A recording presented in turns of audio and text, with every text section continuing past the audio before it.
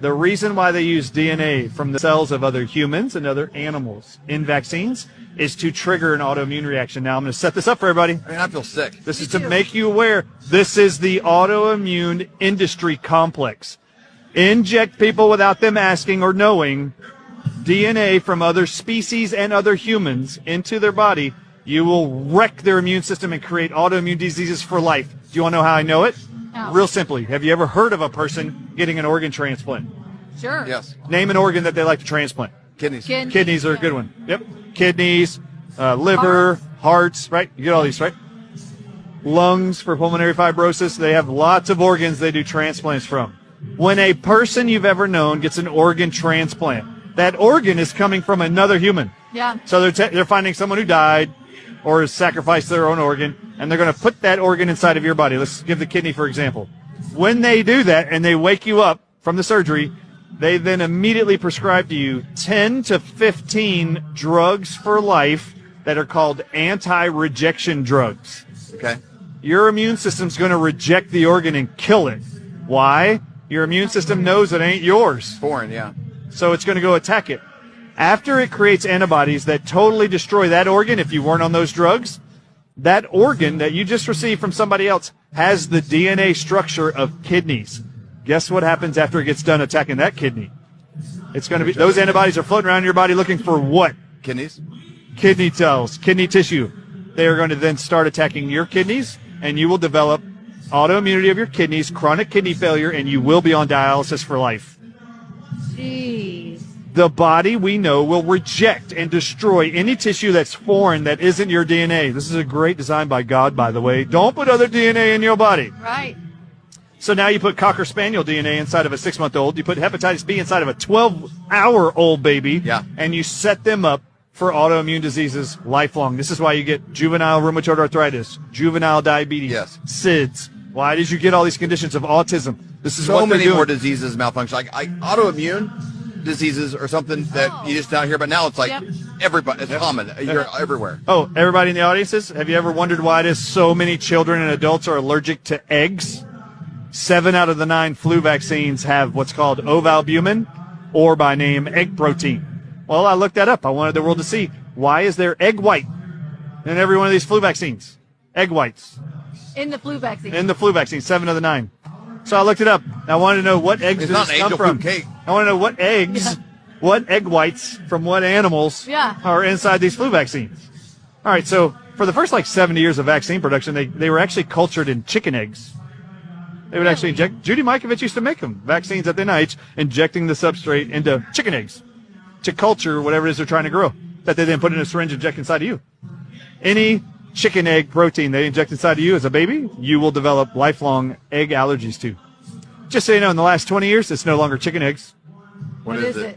It's snake eggs. Oh, you're kidding. 90% of all vaccines are manufactured in China, and look it up. There's documentaries about this all over.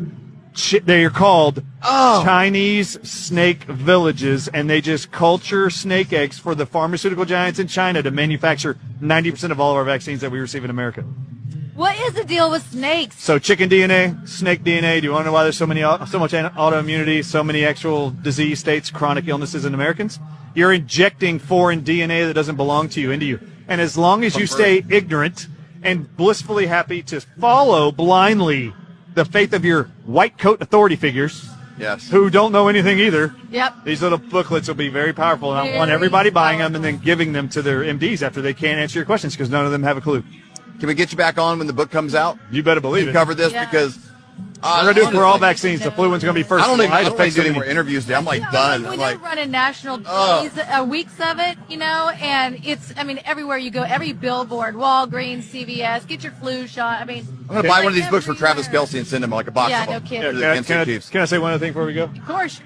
Yeah, I can't be more sick and disturbed than I am now, so go ahead. So my presentation here a few minutes ago was totally different than anything I've done. I decided to show the world who was the real target of the pandemic called COVID. So I put it up. The American Diabetes Association just published that 40% of all COVID-19 deaths in America were in diabetics only. That's the largest percentage of anybody who died from COVID are diabetics worldwide. So I put up on the screen, the American Diabetes Association admits that 40% of all COVID deaths came from diabetics. All right, so let's introduce you to American Diabetes Association's mission statement and how long they've been around. How long? Since 1939 is when they were founded. And their mission statement is, we provide research to manage, cure, and prevent diabetes. That's their mission statement. So I went like this. How are they doing after 84 years? How many where were we at in 1939? So we just finished 4 years, and almost half everybody that died were diabetics in America. Okay? Yep. All right. So how are they doing with their prevention and cure of diabetes they've been researching for 84 years? I put up on the screen a chart that the American Diabetes Association shows that in 1980, 41 years later after that organization was set up and collecting donations and research for diabetes to cure it and prevent it, I showed in 2010 they published on a bar graph that there was 5.5 million Americans with diabetes in 1980. How many? There was 5.5 million Okay. Americans with diabetes in 1980. Okay. They show it all the way to 2010. 2010, it's 21 million Americans are diabetics. And then I showed, what is it right now in 2023? It's actually 38.4 million now. That's almost double in 13 years. Yeah. The whole chart just goes straight like this. So I showed the numbers and highlighted. I said, this is an organization committed for 84 years to prevent and cure diabetes. Are they working? Are they figuring it out? Yes. And then I showed that the World Health Organization just published that in the next 27 years, they expect 1.31 billion people on Earth to be diabetic, which these people didn't know it, and y'all don't either. Right now, there's only 500 million. They expect 2.5 times that in the next 27 years. So I went like this.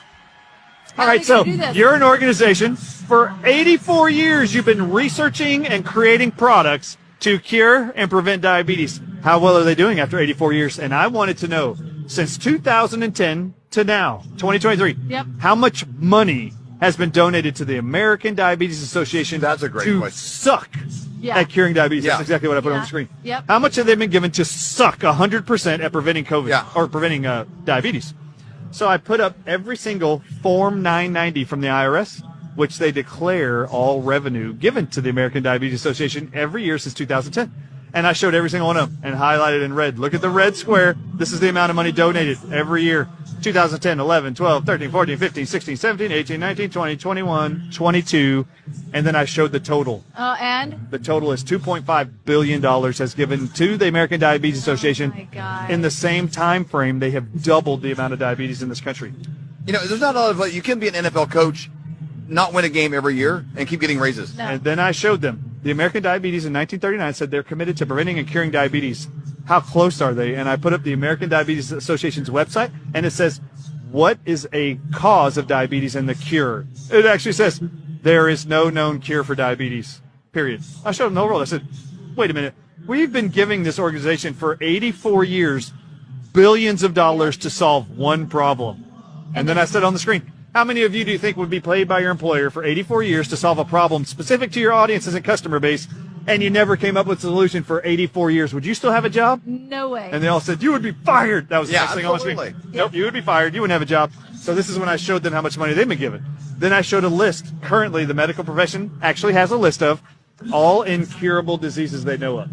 And on that list is cancer. So my last part of this presentation was, well, if cancer is still not curable, how long has the American Cancer Society been investing donations and research to look for a cure for cancer? What year? They started in 1913. Really? And then I showed just the last 3 years worth of donations to the American Cancer Society, who publishes There Is No Cure for Cancer. I just showed them. It is $4.5 billion have been donated in the last 3 years alone to a cancer organization who has no effing clue yet how to solve the problem. They've created an organization to research. So I set up on the screen, and everybody watching at home, please, for the love of God, stop giving money to the American Cancer Society, American Diabetes Association, any medical foundation. There is no known published cures of any of them, and we're giving them billions of dollars, and they are continuing to allow the problem they're professing to be looking for a fix for. They're not interested in that. So I put up on the screen, you want to donate your money to somebody? Donate to the Healing for the Ages group. That's 4 doctors who in 2024 will start doing research studies and proving to you we can reverse diabetes and cancer. And it's not going to cost billions of dollars. You just tell all your corporations and yourself, you want to make donations? Go to this donate button at healingfortheages.com. We, in January, are all meeting in Arizona, to discuss the research studies we're going to do in preparation for our September conference. And we're going to bring those people up that we help cure and reverse diabetes, cancer, autoimmune disease, you name it. Watch. We need funding.